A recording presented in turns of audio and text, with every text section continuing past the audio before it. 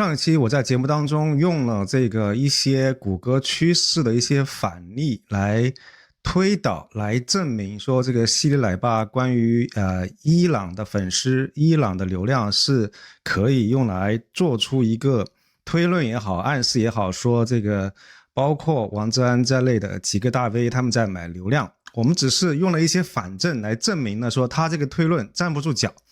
但是呢，后来我在后台看到有一个粉丝问了我一个就是直击心灵的拷问，就是说为什么如果你觉得说这些来自于伊朗的流量只是我们这个国内的网民通过 VPN 翻墙出来观看一些油管的视频的话，而油管中文频道500万大 V 的老高和小莫，他们就几乎没有来自于伊朗的这个流量，所以可以得出结论，就是说你认为来自于伊朗的这些流量是中国网民这个 VPN， 这个结论应该是不能够成立的。我个人觉得这位粉丝的这个质问实际上是有道理的，是 valid。所以我在思索之后呢，用了46个左右的这个具体的案例来重新验证了一下我之前的一些猜想。非常意外的发现了一个就是关于伊朗流量的真相，然后也有一些非常意外的发现，占用大家一点时间给大家分享一下我的发现。首先呢，我们会想要把我用的这个46个左右的这个搜索的关键词呢，把它分成不同的属性，比如说这个关键词本身是不是敏感 yes or no， 然后关于这个关键词的这个搜索量是超级大、大、中跟小，分成4个维度。完了之后，我们把这个搜索关键词的属性跟搜索结果做一个比对，我们把搜索的结果也分成，比如说正常，就是在它的这个搜索结果当中出现的都是一些来自于传统的华人地区。另外就是如果它的这个搜索的结果流量当中包括了伊朗或者是另外一个叫做 San Helena， 这是2个比较特别的地区。完了之后呢，也出现一些就是如果你的搜索量数据太小，那可能完全不能显示这4种不同的结果。然后呢，我们首先就请出我们的第一组，就是央视组。我们在这一组当中请出了一些就是央视的一些著名的主持人。完了之后呢，我们可以看到前4位应该是大家公认没有什么问题的，就是白岩松、李咏、董卿跟撒贝宁，他们都是不敏感的，所以我们可以看到对应的在油管搜索当中，他们的结果也是一切正常。接下来几位呢，包括王志安在内有包括毕老爷柴静、崔永元芮成钢跟沈斌，他们都是有一些敏感的。然后对于王志安，我们发现他的油管搜索当中出现了伊朗。然后毕福剑、柴静、崔永元他们的结果当中出现了一个比较特别的地区，叫做 San Helena。完了之后呢，芮成钢他的数据不足够，然后沈斌的话似乎他的搜索结果一切正常。所以其实基本上我们可以看到2点，第一点就是哪怕是一些敏感的央视主持人，他们在搜索结果有没有出现伊朗这方面也是有一些不同的待遇的。虽然崔永元跟柴静老师都是我很喜欢的2个央视主持人，但是我们可以看到在这个油管搜索的这个结果页面当中，他们都只是出现了这个 San Helena， 但是没有出现这个伊朗这个国家。所以其实在某种程度上验证了我的一个猜测，就是可能虽然大家都是敏感，但可能不同的这个主持人他的咖位或者说它的这个搜索量的大小是会有一些区别的。 OK， 然后我们继续往下看。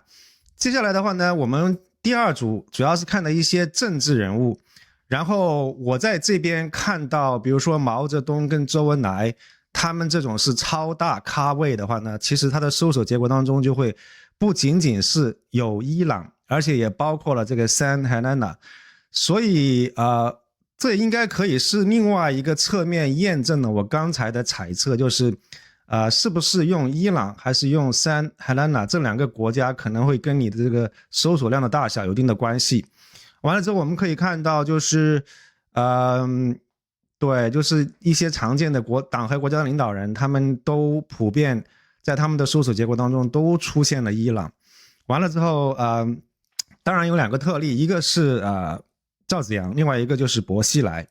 另外的话，对于刘晓波这个就是知名度相对没那么高的人的话呢，他的这个搜索结果当中就只出现了3 Helena。完了之后呢，我们就为了看一下到底这个胡耀邦跟赵子阳比较，为什么一个出现了这个伊朗，一个没有出现的话，我大致看了一下，他们2个人的流量还是有一点点区别的，就是他这个搜索的这个查询的量还是有一定的区别。完了之后，薄熙来跟周永康也是有一些区别，但是可能不能够完全来解释为什么薄熙来的这个结果跟赵子阳的结果，他的油管搜索显示一切正常，我们只是猜测。 OK， 接下来出场的是娱乐界。娱乐界其实我们看了很多，就是刘德华、成龙梁朝伟、老高和小莫这些人，他们很明显是不敏感的，所以我们也可以看到他的油管的搜索结果显示一切正常。完了之后，赵薇的情况我们也都知道，赵薇应该是惹上事了，所以他的油管搜索结果当中就有出现伊朗这个比较特别的国家。范冰冰，我们觉得他的这种情况介于敏感和又好像没那么敏感，又好像他又复出了，没有受到什么影响然后这个油管的搜索结果显示他是一切正常的。 OK， 另外的话，我们也用了一些不同类型的政治事件来测试，比如说用了文革、法轮功、新疆共产党、天安门事件、天安门896事的文字跟数字2种不同的方法来查询。基本上以上这些都出现了伊朗这个国家在搜索结果当中。但是比较有趣的一点就是，你用数字896事跟用文字896事来查询的话呢，数字896事的搜索结果当中出现了伊朗，然后文字的896事结果当中没有伊朗，显示一切正常。那我只能认为，就是可能大家出来搜索的时候，多数人可能都是图简单、图省事，直接用数字打896事，所以它的这个查询的量会更大一些，这只是一个猜测。 OK， 接下来的话，我们用了这个互联网大佬来验证我们的一些猜想。事实证明呢，的确只有马云是为经上不喜欢的只有马云是敏感的，其他一些人包括马化腾、李彦宏、张一鸣丁磊跟刘强东，他们看起来都是能够过关的从另外一个侧面也证明马云的事情恐怕没有那么简单，更何况这个事情从刚才的那个赵薇显示他的油管搜索结果当中也有伊朗，可以联想到他们2位恐怕都是短时间内都是很难让党国放心的。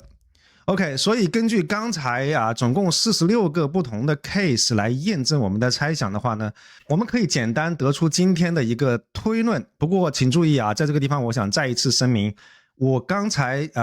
这个研究方法包括我接下来要讲的这个推论，没有一个来自于统计学的结果来验证，所以不能说是完全科学非常严谨的一个科学研究或者是学术的一个结果。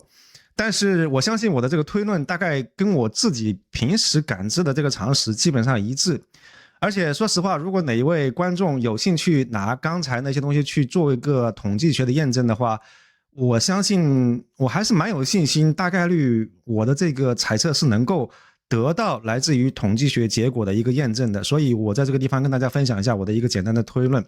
首先第一点，我更有信心的来说，就是来自于伊朗的这些流量其实跟希里奶爸所说的这种什么买流量买粉丝其实1毛钱关系都没有。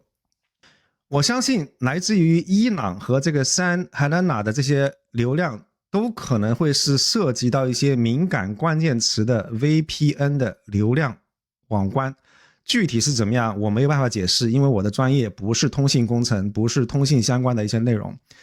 第二个呢，就是我猜测如果是流量比较大的话，他可能会用伊朗这个网关，如果流量比较小的就会用3 Helena 这个小的这个网关，如果超大的话，这2个网关会一起上。